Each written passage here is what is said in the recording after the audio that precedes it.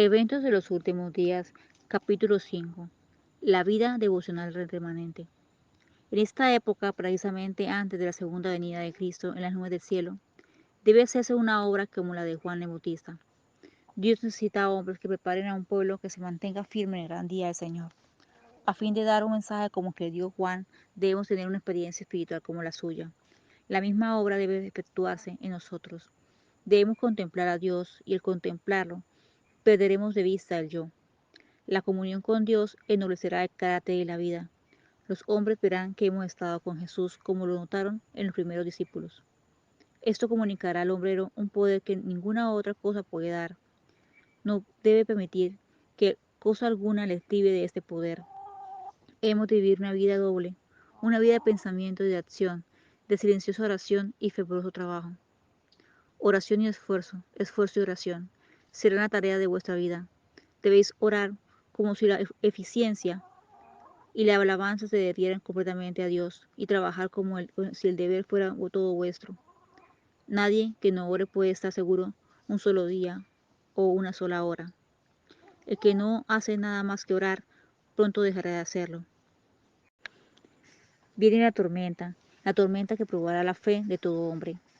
No importa de qué clase sea, los creyentes deben estar ahora firmemente arraigados en Cristo, o de otra manera serán desviados por alguna fase del error.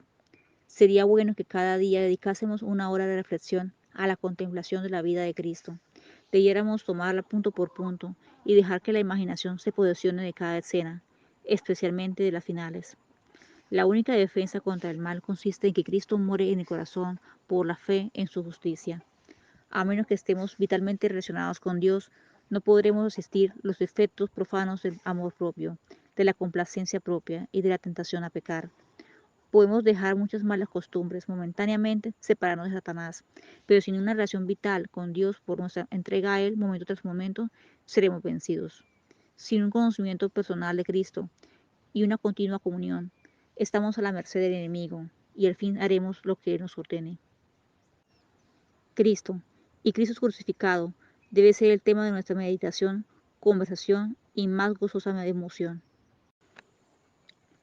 El corazón humano no puede conocer la felicidad hasta que se somete para ser moldeado por el Espíritu de Dios. El Espíritu conforma al alma renovada según el modelo Jesucristo. Mediante su influencia, la enemistad contra Dios se cambia en fe y en amor, y el orgullo en humildad.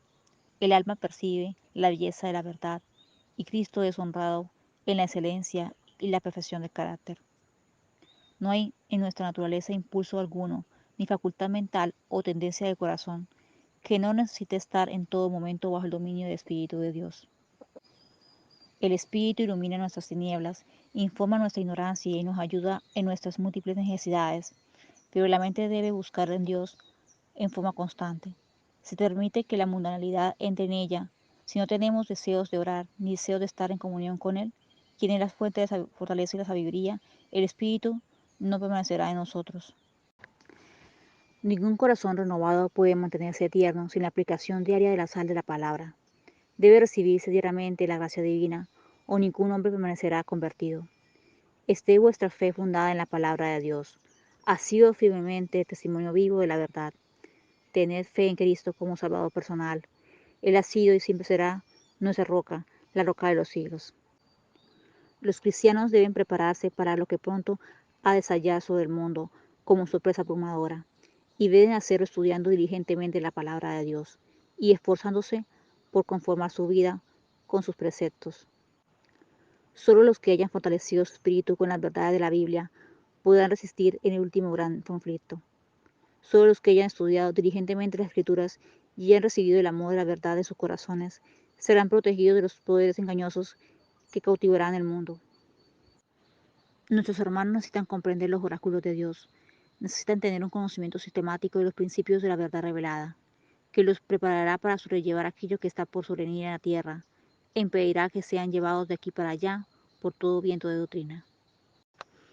Varias veces por día debieran consagrarse momentos preciosos, áureos, a la oración y el estudio de las Escrituras, aunque solo fuese para memorizar un texto a fin de que la vida espiritual pueda existir en el alma. La preciosa palabra de Dios es la norma para los jóvenes que desean ser fieles al Rey del Cielo. Ellos deben estudiar las Escrituras, deben aprender de memoria un texto tras otro y adquirir un conocimiento de lo que el Señor ha dicho.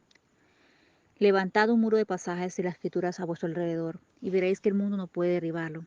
Memorizad las Escrituras y luego lanzad sobre Satanás un escrito está, cuando venga con sus tentaciones. Fue así como nuestro Señor se enfrentó y resistió las tentaciones de Satanás. Colgad en la antecámara de la memoria las preciosas palabras de Cristo. Deben ser valoradas mucho más que la plata o el oro. Guardad con vosotros una Biblia de bolsillo mientras trabajáis y aprovechad cada oportunidad para memorizar sus preciosas promesas. Llegará el tiempo cuando muchos serán privados de la palabra escrita, pero si esta palabra está grabada en la memoria, nadie podrá quitarla de vosotros. Estudia la palabra de Dios, memoriza sus preciosas promesas, de tal manera que cuando seamos privados de nuestras Biblias, aún podamos estar en posesión de la palabra de Dios. En estos últimos días es nuestro deber indagar el pleno significado de los mensajes del primero, segundo y el tercer ángeles. Todas nuestras transacciones debieran estar en armonía con la palabra de Dios. Los mensajes del primero, el segundo y el tercer ángeles están unidos entre sí y se revelan en el capítulo 14 de Apocalipsis, del sexto versículo hasta el final. Muchos de los que aceptaban el tercer mensaje no habían tenido experiencia en los dos anteriores. Satanás comprendió esto y fijó en ellos su ojo maligno para vencerlos. Pero el tercer ángel dirigía la atención de ellos hacia el lugar santísimo, y los que habían tenido experiencia en los mensajes anteriores le indicaban el camino al santuario celestial. Muchos percibieron el perfecto elaboramiento de verdades en los mensajes angélicos y aceptándolos gozosamente uno tras otro siguieron al Señor por fe en el santuario celeste. Estos mensajes me fueron presentados como una áncora para el pueblo de Dios. Quienes los comprendan y acepten quedarán libres de verse arrastrados por los muchos engaños de Satanás. Aquellos que se sienten con libertad para cuestionar la palabra de Dios, para dudar de todo cada vez que haya oportunidad de manifestar incredulidad, encontrarán que se requerirá una tremenda lucha para ejercer fe cuando llegue la prueba. Será casi imposible ejercer la influencia que domina la mente, que ha sido educada en la línea de la incredulidad, porque mediante este curso de acción el alma se encuentra amarrada a la trampa de Satanás y llega a ser impotente para romper el terrible red que ha sido tejida cada vez más cerca del alma. Al asumir una posición de duda, el hombre llama su auxilio a las agencias de Satanás, pero la única esperanza de alguien que ha sido educado en la línea de la incredulidad es caer totalmente impotente ante el Salvador y como un niño somete su voluntad y sus caminos a Cristo para que Él pueda sacarlo de las tinieblas y conducirlo a su maravillosa luz. El hombre no tiene poder para recobrarse de la trampa de Satanás. El que se educa en la línea de cuestionar, dudar y criticar se fortalece en la infidelidad. Los siervos de Cristo no deben preparar un discurso especial para presentarlo cuando sean llevados ante las autoridades por causa de su fe. Su preparación ha de ser hecha día tras día, atesorando en el corazón las preciosas verdades de la palabra de Dios, alimentándose de las enseñanzas de Cristo y fortaleciendo su fe por medio de la oración.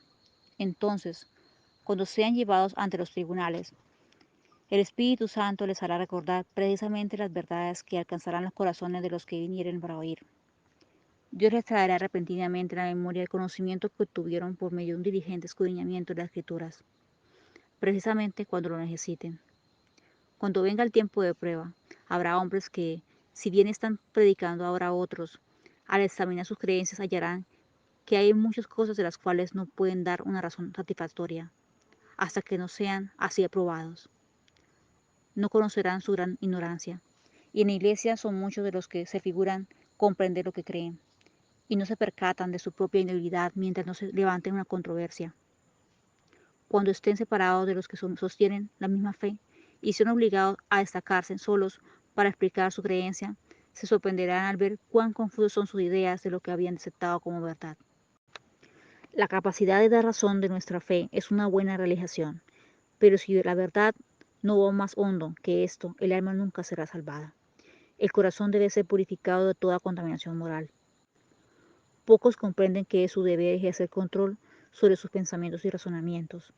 Resulta difícil mantener a la mente indisciplinada fijada sobre temas provechosos, pero si no se emplean debidamente los pensamientos, la religión no puede florecer en el alma.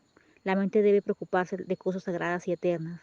De lo contrario, encontrará gozo en los pensamientos superficiales e insignificantes. Debe disciplinarse tanto las facultades intelectuales como las morales, y éstas se fortalecerán y crecerán mediante el ejercicio.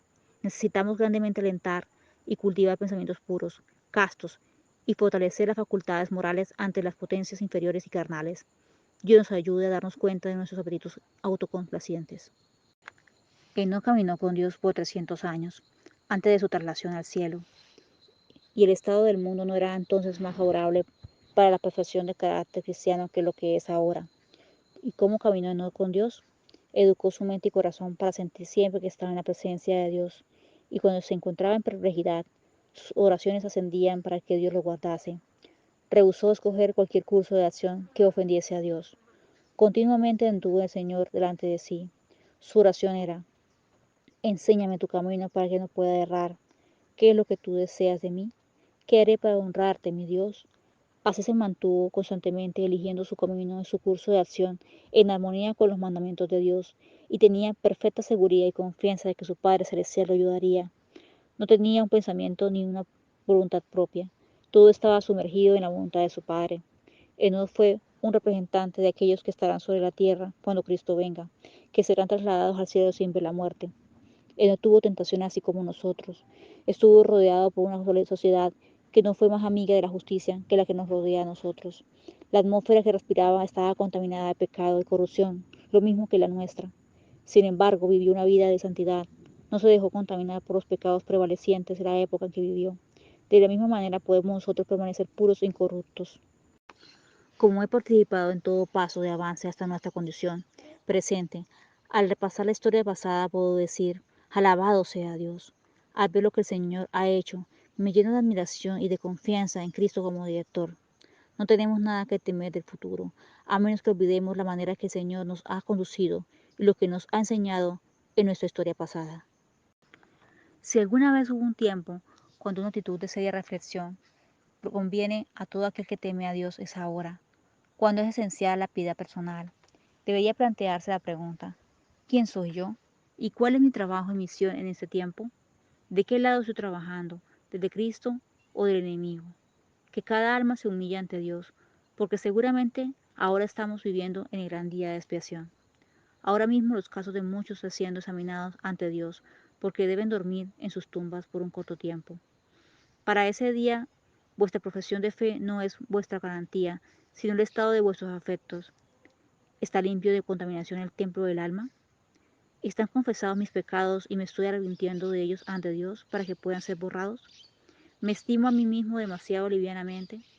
¿Estoy dispuesto a hacer cualquier sacrificio por la excelencia y conocimiento de Jesucristo? ¿Siento en todo momento que no me pertenezco, sino que soy la propiedad de Cristo? ¿Que mi servicio pertenece a Dios, de quien soy? Deberíamos preguntarnos: ¿para qué estamos viviendo y trabajando? ¿Y cuál será el resultado de todo esto? Me he preguntado al ver a la gente en nuestras ciudades corriendo de lado a otro con sus negocios, si alguna vez han pensado en el día de Dios que está por sobrevenir. Cada uno de nosotros debiera estar viviendo con referencia al gran día que pronto nos sobrecogerá. No podemos permitirnos vivir sin tomar en cuenta el día del juicio, pues aunque se posponga un mucho, ahora está cerca a las puertas y se apresura grandemente. La trompeta del arcángel pronto sorprenderá a los vivos y despertará a los muertos. Si no hallamos placer en ahora en la contemplación de las cosas celestiales, si no tenemos interés en tratar de conocer a Dios, ningún deleite en contemplar el carácter de Cristo, si la santidad no tiene atractivos para nosotros, podemos estar seguros de que nuestra esperanza del cielo es vana. La perfecta conformidad a la voluntad de Dios es el alto blanco que debe estar constantemente delante del cristiano. Ese deleite en hablar de Dios, de Jesús, del lugar de felicidad y pureza que Cristo ha preparado para los que le aman. La contemplación de esos temas, cuando el alma se regocija en las bienaventuranzas declaraciones de Dios, es comparada por el apóstol el goce de la virtud del siglo venidero. Si estáis en una correcta relación con Dios hoy día, estaremos preparados en caso de que Cristo venga hoy.